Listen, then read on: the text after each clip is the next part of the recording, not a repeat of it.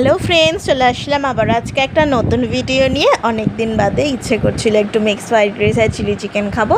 তা mix fried rice নিয়ে চলে এসেছি মির্চ মশালা থেকে। বাট আমি এটা দেখে যা বুঝলাম, এখানে কোয়ান্টিটি তো বেশ ভালোই দিয়েছিল, কিন্তু এর মধ্যে না চিকেনের পরিমাণ ঠিকঠাক ছিল, না ডিমের পরিমাণ, না চিংড়ি মাছের পরিমাণ, শুধু ভেজিসই ছিল যা।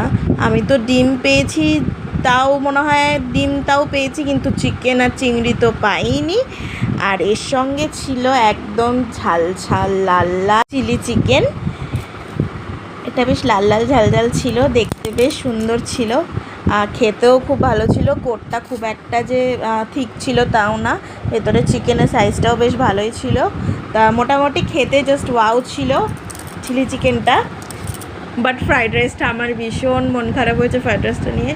খেতেও যে খুব একটা ভালো লাগছিলো তাও না। তো ফ্রেন্ডস, টাটা।